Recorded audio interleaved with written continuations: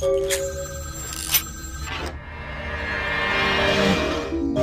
terribly sorry about that. My sister was just furious about your refusal to take part in her designs, so she sent those men to kill you.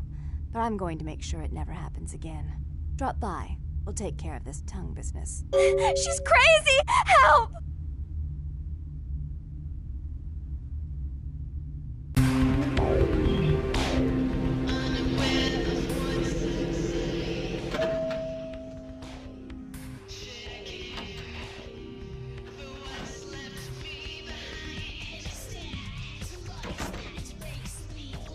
You. I'm really sorry it had to end this way. I truly am. You seemed promising, but you've been tainted by the stink of my sister's schemes. And now, I'm going to make sure she never double-crosses me again. Don't listen to her. She'll kill us both. Save me and I'll help you find Bertram, I swear. Shut up, Jeanette!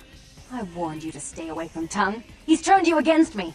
I always looked out for you, but you couldn't stand my success. You had to meddle, didn't you? I didn't want it to end like this, but you forced me! You never gave me any credit for anything, Therese. I was the one calling the shots. Bertram was dancing on my leash. How does it feel to know that I beat you? Isn't it obvious? I'm about to rid the night of this deviant, backstabbing whore! Do you realize that despite her condition, she still fornicates with kind, no less? So despicable. So unclean! You're one to talk, dear sister. Or should I say daddy's little girl? Do you want to know just how depraved the Baron of Santa Monica can be? Shut up, Jeanette. You'd love the world to think you're a saint. When you thought I was asleep, I used to hear Father come in at night. I heard him whisper how much he loved you in your ear before he... Don't finish that sentence, or you're dead! Don't you want to hear what happened? How she became the pillar of the community she is today? Shut up! Just shut up! Don't try and stop me. I've had to overlook her treachery, her seduction, relations with my enemies, and the consequences of it. But I won't endure her any longer. Endure me? Dear sister, you've done everything you could to smother me. You'd love to bury me in your closet, along with all your other skeletons. I'm the good girl. You're the wicked one. You've done nothing but plot against me, when I had our best interests at heart. And despite that, I've always covered up your mistakes. I've taken care of you. And this is how you repay me? Taken care of me? You've done nothing but keep me down, blame me for every mistake.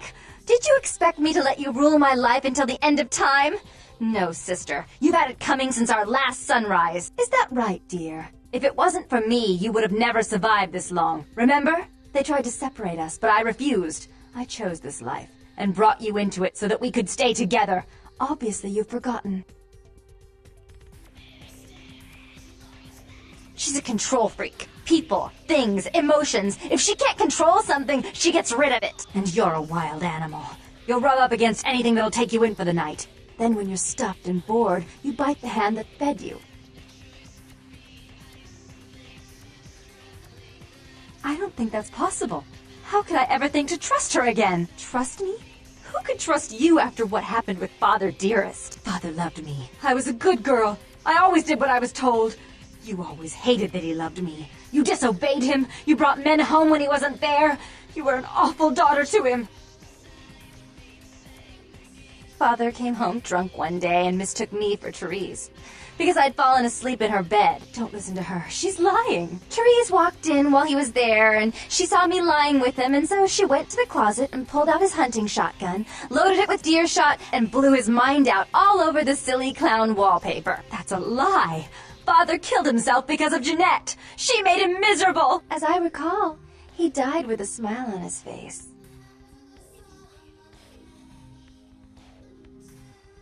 Why? How will this time be any different?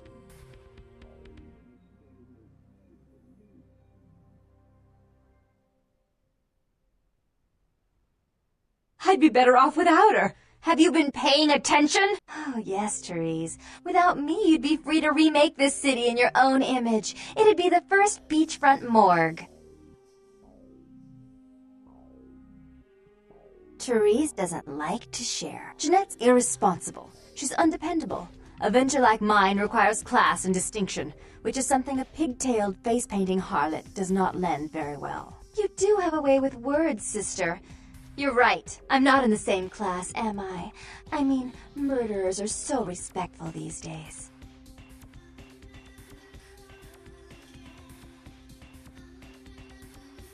But I only do it for attention and out of love. You do it because you're vindictive and jealous, and you deserve it. More responsibility.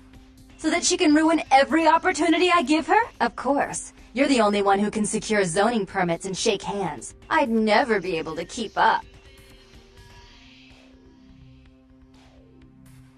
If she would stop treating me like a child, if she would start behaving like a rational adult. Yes, there was a time. When I was a child, I didn't have many friends. I suppose Jeanette was the only one. We never did get to go out of the house much.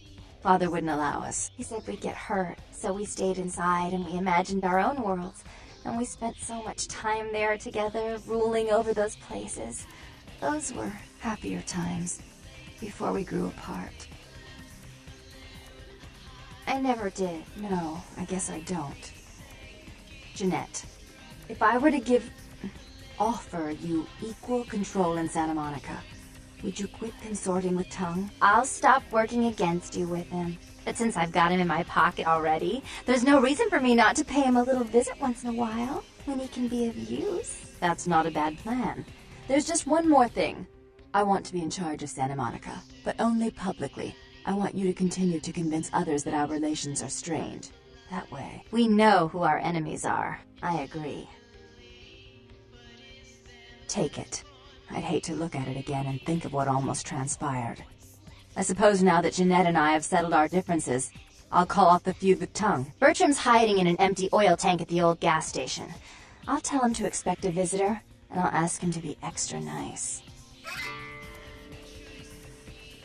Please give Santa Monica's regards to the prince, and keep your tongue tied about what happened tonight, or we'll have to kill you.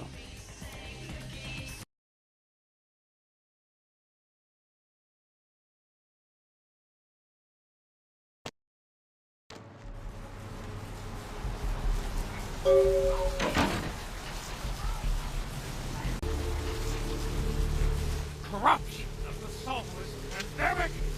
There's no hiding. Look who finally made it. Thought you'd never find me, huh? I've gotten good at knowing when I'm wanted. The one and only. But don't bother with the introductions, fledgling. I know who you are. News travels down the kindred grapevine like wildfire. And that courtroom spat between LaCroix and Nines Rodriguez is a juicy little morsel. And you in the middle. How interesting. Oh, you did you? Well, I wasn't worried. So why did you need to find me? What did you need? Oh, never mind. The warehouse, though. I've been watching the place. The Sabbat has a bunch of low-life humans working day and night to move stuff through there. There's some major staging going on. The Sabbat... Jeez, you are green. It's like this. We're all monsters, like it or not. I'm not gonna say the Sabbat are the evil vampires, because none of us are the good guys here. But the Sabbat, they glorify their monstrous nature. They refuse to hide it, and go out of their way to show it. They're also brainless and reckless. They have a life expectancy of a vampire fruit fly. As far as I can tell, the humans seem to know the score from the way they've been talking. I think most of them have aspirations of joining the next graduating class of shovelheads. Ugh, losers. Yeah, the Sabbat like everyone to know just who they're dealing with. So if you get in there and have to bust a few heads, don't feel bad. Think of it as upholding the Masquerade. Yes, I can. Just tell me when you're ready, and we'll leave. Once you're there, however, you're on your own. You'll have to get into the place and plant the explosives in the middle office to take the whole structure down.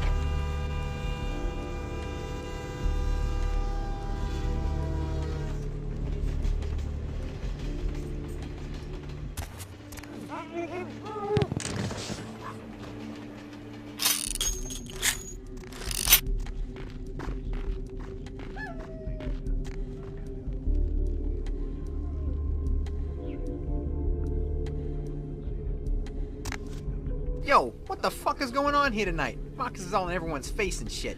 Didn't you hear? A new shipment came in, some pretty serious hardware.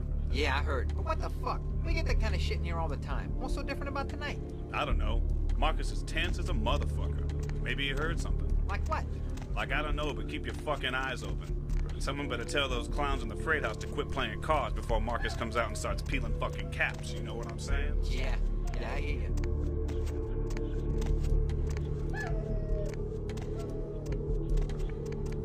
Freeze, mother!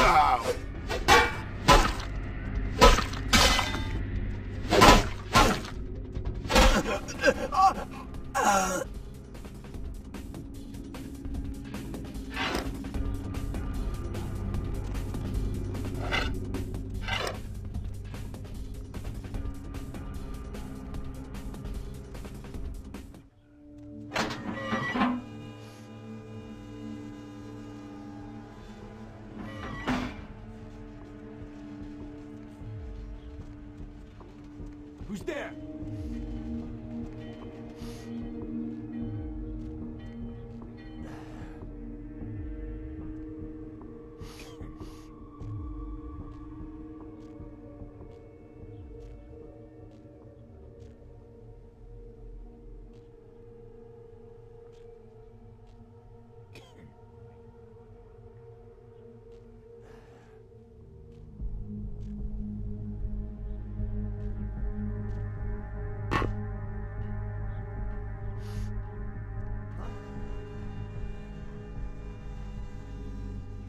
And once they come pick up the stash, they promise they make us just like them.